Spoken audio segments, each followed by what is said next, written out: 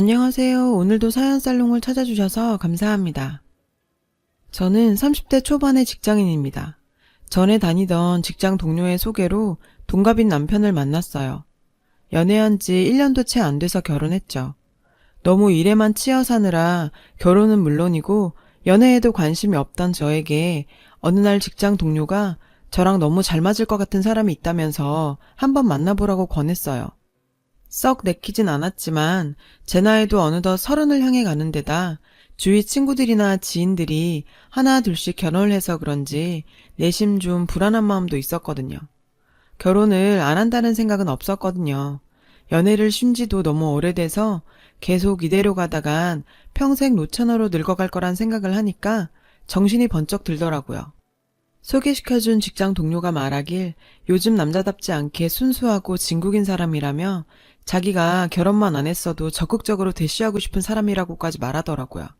내가 웬만하면 사람 소개 잘 안 하는데 이 사람은 진짜 괜찮은 사람이야. 너랑 잘 되면 완전 환상의 커플이 될 것 같아.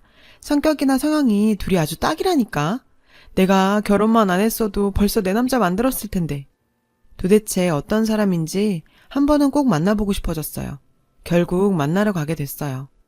실제로 만나보니 제가 예상했던 것보다도 훨씬 더 멋진 모습에 첫눈에 반해버렸죠. 그 사람도 처음부터 적극적으로 다가왔고요. 그날부터 남부럽지 않은 달달한 연애를 하고 하루라도 더 빨리 같이 있고 싶어져서 서둘러 결혼을 추진하게 되었어요. 사귈 땐 정말 그 사람의 모든 게 다 좋게만 보였어요. 모든 게 다 수월하고 순조롭게 진행되는 듯 보이던 어느 날 남친 얼굴이 어둡고 예전 같지 않아 보이길래 걱정이 돼서 물어보니 그냥 요새 몸이 좀 안 좋다고만 하더라고요. 그런데 나중에 알고 보니 남친 어머니가 결혼을 반대하신다는 걸 알게 됐어요. 구체적으로 말하면 너무 빨리 결혼하는 걸 반대하시는 거였어요. 결혼하기엔 아직 이른 것 같다며 결혼을 더 미루라고 하셨다더라고요. 그 말은 저한테 미처 하지는 못하고 혼자서 끙끙 앓고 있었던 거죠. 남친과 저는 둘 다 결혼하기에 이르다고 생각하지 않는 데다 빨리 결혼해서 아이도 낳고 안정적인 삶을 살고 싶다는 생각이 강했거든요. 우리 둘 다 남친 어머니 생각을 납득할 수 없었어요. 남친 어머니가 워낙 강경하게 결혼을 미루라고 나오시는 통에 남친이 설득을 하다 많이 지치게 됐고요. 저도 몇 번이나 직접 찾아가서 뵙고 잘 말씀드려봐도 워낙에 강하게 반대를 하시니 어떻게 해야 할지 정말 막막하더라고요. 우리 아들은 아직 결혼시키려면 멀었는데 그쪽이 더 늦추자고 설득 좀 시켜주면 안 될까? 우리 아들이 한 번도 이런 적이 없었는데 이런 문제를 내 속을 다 썩이다니. 아직 돈도 더 모아야 하고 20대밖에 안 됐는데 벌써 결혼하는 거 너무 아까워서 30 중반 넘어서 하면 딱일 것 같은데 30 중반이면 5년도 더 넘게 남았는데 가혹한 말씀을 하시더라고요. 그리고 아깝다니 무슨 물건을 나에게 주는 건가? 참 안 좋고 이상하게 느껴졌어요. 그러다가 결국엔 남친이 식음을 전폐하고 거의 폐인 수준까지 가니까 그제서야 겨우 허락해 주셔서 결혼할 수 있었어요. 아들이 그렇게까지 나오니까 더는 반대하기가 힘들었나 봐요. 이분 보통이 아니구나. 다 큰 성인인 아들 결혼에 너무 지나치게 간섭하시는 건 아닌가? 하는 생각도 들었지만 그만큼 아들을 많이 사랑하고 계시는구나 하고 좋게 생각했던 것 같아요. 오히려 그렇게 결혼을 미루라고 하시니까 그러면 그럴수록 둘 사이가 더 애틋해지고 사랑이 깊어져 갔고요. 아마 남들 같으면 진작에 지쳐서 포기했을 거란 생각이 들 정도로 결혼까지의 과정은 정말 어렵고 힘든 일의 연속이었어요. 일일이 다 말하기에 너무 많고 더 이상 생각하기도 싫을 정도의 사건들이 많았거든요. 혼수 때문에도 그렇고 구체적으로 결혼 준비에 들어가 보니 남친 어머니가 정말 사사건건 간섭을 하면서 힘들게 하더라고요. 그러다 보니 결혼 직전에 심각하게 혼자 속으로 고민도 많이 했었어요. 결혼하기 전부터도 이렇게 힘든데 결혼하고 나서는 잘 살 수 있을까? 더 늦기 전에 그냥 다 무르고 없었던 일로 하자고 할까? 별의별 생각이 다 들고 마음이 계속 흔들리더라고요. 그래도 결국은 우여곡절 끝에 결혼을 했고 신혼생활을 시작하게 된 어느 날 시어머니가 갑자기 신혼집에 연락도 없이 불쑥 찾아오셨어요. 기니 할 말이 있다면 중요한 얘기니까 명심하고 잘 새겨 들으라면서요. 내심 무슨 얘긴데 이렇게 심각한 건지 겁이 덜컥 났어요. 우리의 수입은 지금까지 내가 쭉 다 관리하고 있었는데 굳이 결혼했다고 해서 그만두는 건 그렇고 앞으로도 내가 계속 하려고 하는데 괜찮지? 너도 결혼했으니 이 집안 법을 따르는 게 맞는 거잖니. 안 그래? 내가 워낙 재테크에 일가견이 있으니 잘 불려줄 건 말할 것도 없고 나중에 준 거보다 몇 배로 더 돌려줄 테니. 이러시는데 갑자기 너무 당황스럽더라고요. 남편은 별다른 동의 없이 그저 듣고만 있었어요. 그러고 보니 연애 때부터 남편이 종종 얘기를 했었던 게 떠올랐어요. 자기 어머니는 여느 어머님들 같지 않다면서 주식이니 펀드니 해외 주식까지 손을 대시고 경제적인 감각을 타고나셨다고 했었거든요. 그래서 자기 수입도 다 어머니가 관리하시고 자기는 용돈만 받아 쓴다고요. 그땐 와, 그런 분도 계시는구나 하면서 신기하게만 생각했죠. 그런데 설마 결혼까지 한 아들 수입까지 계속 관리를 하시겠다고 나올 줄은 정말 꿈에도 생각 못했었어요. 전 결혼했으니 당연히 우리 수입은 우리가 관리하는 게 맞다고 생각했거든요. 무슨 말씀이신지 잘 알아들었지만 너무 갑작스러워서요. 조금만 생각할 시간을 주시면 안 될까요? 저희끼리 상의도 해봐야 하고요. 상의는 무슨 상의? 내 아들은 물을 것도 없이 찬성할 테고 너만 결정하면 될 일을 가지고 무슨 생각할 시간이야 필요해. 내가 그걸 다 갖는다는 말이 아니잖아. 나중에 준 것보다 더 배로 불려준다는데 세상에 이런 시어머니가 어딨어.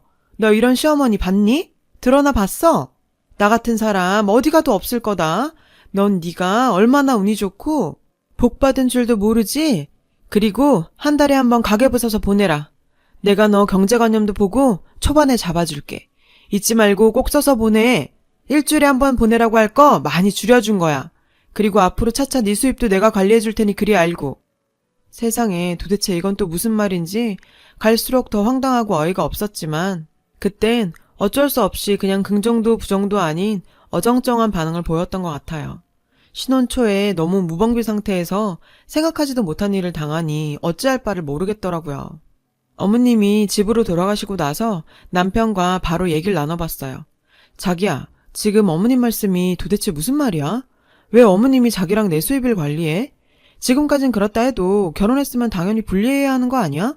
그리고 난 어머님보다 자기가 더 이해가 안 돼. 아깐 왜 아무 말도 안 하고 가만히 있었던 건데?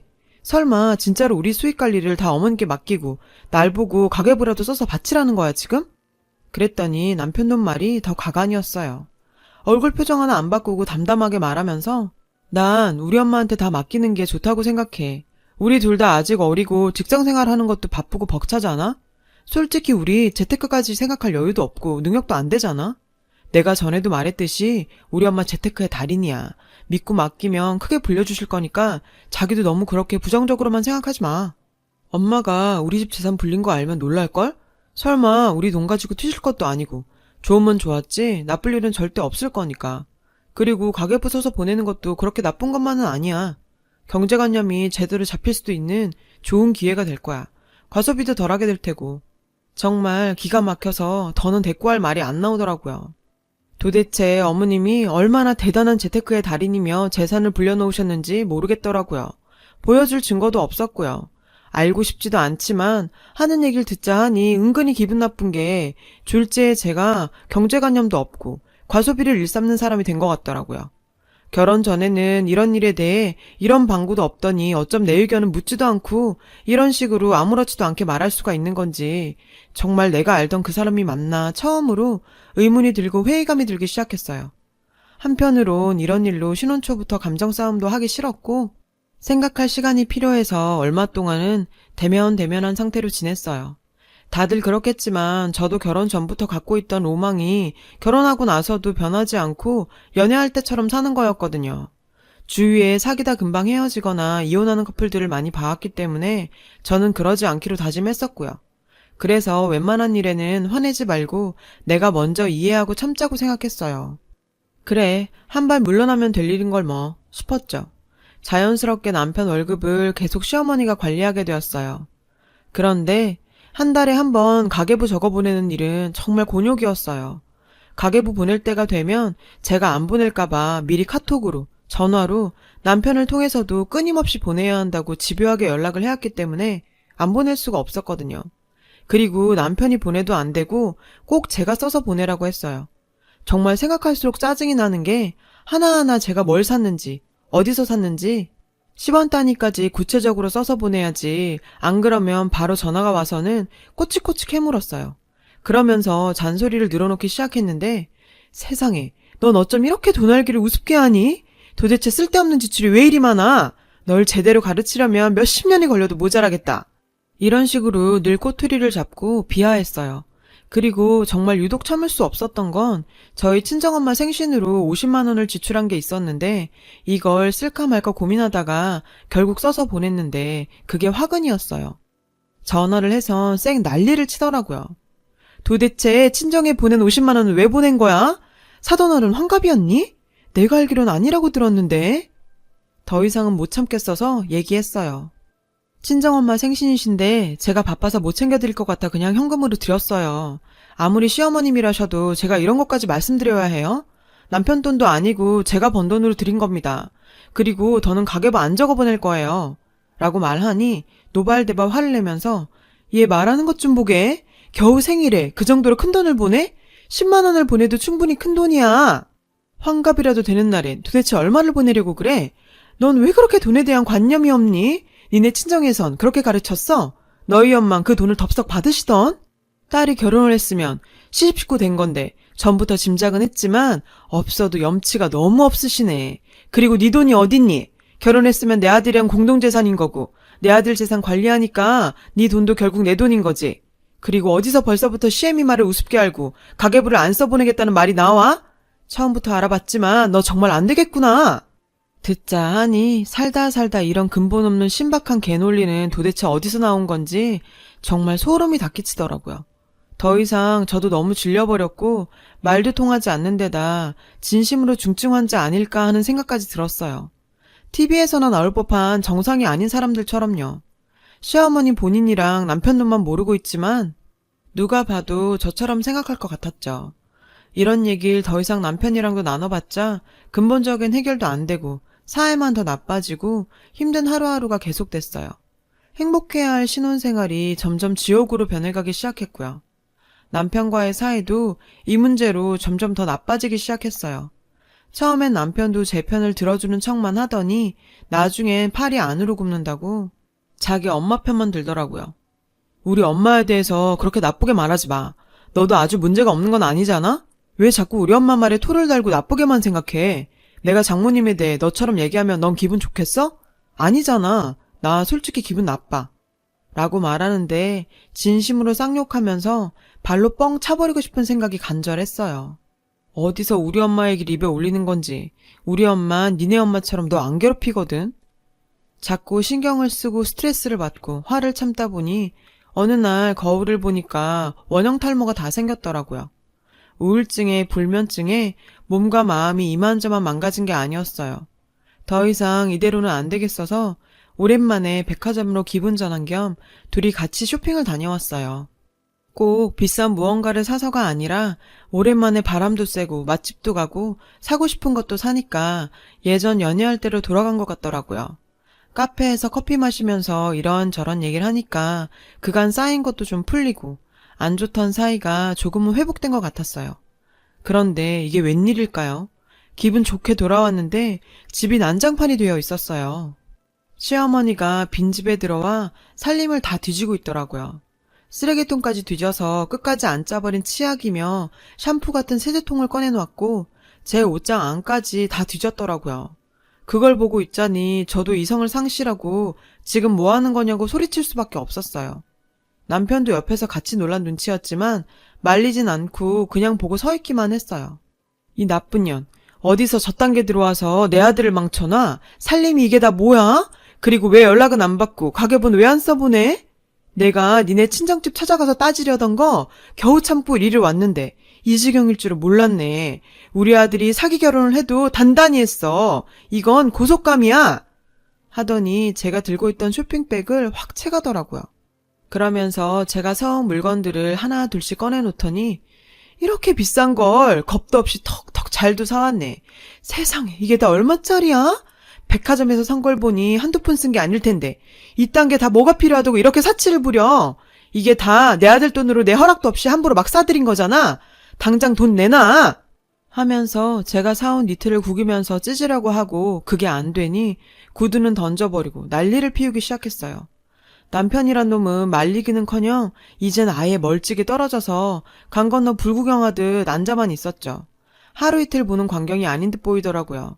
제가 시어머니 팔을 붙잡고 처음엔 좋게 얘기했어요. 이제 그만하세요.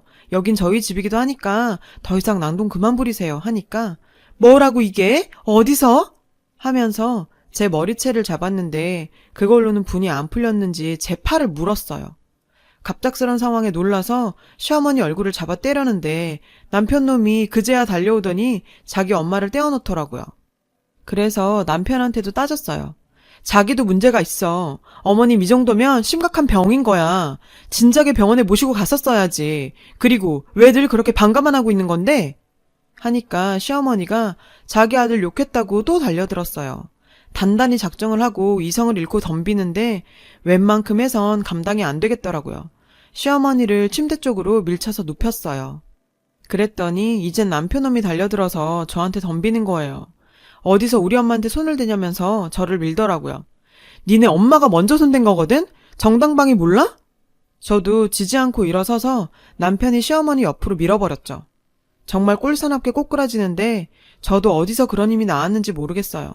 남편놈이 저렇게나 약했나 싶었고요. 운동이라곤 숨쉬기 운동밖에 해본 적 없는 저질 체력이라 그랬던 건지 생각 같아선 더 심하게 공격하고 싶었지만 시어머니가 벌떡 일어나서는 긴 말 필요 없고 네가 가지고 온 거 싹 가지고 썩 꺼져 이러더라고요. 여기 공동명의라 내 집이기도 하거든요. 그쪽이나 저 물건 가지고 썩 꺼져요. 라면서 남편을 가리키면서 얘기했죠. 이젠 저 인간들이랑 끝을 보고 싶더라고요. 옥신각신 계속 난리를 피우게 돼서 결국엔 제 친오빠랑 남동생까지 달려오게 됐어요. 시끄럽다며 주민들이 경찰에 신고해서 경찰차 출동해 동네 창피하게 한바탕 대환장 파티가 벌어졌어요. 이후엔 살다가 웬만하면 경험 안 했으면 좋았을 별별 일들을 다 겪고 견뎌가면서 겨우겨우 이혼할 수 있었어요. 지금에야 이렇게 담담하게 얘기하지만 정말 제 인생에서 지울 수만 있다면 다 지워버리고 싶고 다시는 생각하기도 싫은 날들이었답니다. 이혼하고 정신을 차리고 보니 평범하고 자유롭던 일상들이 이렇게 소중했단 걸 처음 깨달았어요. 그 인간들은 제가 없으니 더 가관이더라고요. 밖에서 사 먹은 음식 못 믿고 돈 많이 든다며 시모가 회사로 매일 아들 도시락을 싸다 준대요. 그놈은 여전히 용돈 따쓰면서 자기가 하고 싶은 일도 못하고 찌질하게 살고 있고요. 연봉이 6천만 원도 넘는 놈이 정말 바보가 따로 없네요. 어느 날은 제 지인을 통해서 떠보는 연락을 받게 됐어요. 이제 자기가 잘못한 거 다 알고 충분히 반성하고 있으니 다시 시작하면 어떻겠냐고요. 제가 허락만 해준다면 그땐 정말 잘하겠다고 전화했대요. 날이 갈수록 제가 진정한 사랑이었고 자기는 저 없이는 못 사는 사람이란 걸 깨달았다나요. 또 그 여자는 아들이 지난번처럼 식음을 전폐하고 폐인처럼 사는 걸 보곤 아들 잡는다며 걱정을 하다 밥도 못 먹고 깡 말라서는 이젠 아예 쌍으로 들어 누워서 앓는다네요. 또 자기 엄마도 충분히 반성하고 있고 다시 돌아오면 가계부는 안 써보내도 된다고도 했대요. 하도 어이가 없어서 웃음이 다 나왔어요. 이것들이 장난하는 것도 아니고 쌍으로 제정신이 아닌 거였어요. 전 왜 그런 놈인 걸 모르고 단단히 콩깍지가 씌었던 걸까요? 어이가 없어서 아무 대꾸도 안 했어요. 그러던지 말던지요. 트라우마가 커서인지 아직까지 평생 결혼 생각은커녕 누군가를 만나는 것도 조심스럽고 무서운 일이 돼버렸지만 살다 보면 다 극복할 날이 올 거라 믿으려고요. 앞으로 꿋꿋하게 제 인생 살아보려고 합니다. 잘할 수 있겠죠? 여러분의 인생 꽃길만 걸으시길 바래요. 여러분, 사연 댓글에 응원과 현명한 조언 부탁드려요. 좋아요와 구독은 저에게 큰 힘이 됩니다. 오늘도 좋은 일 가득하세요.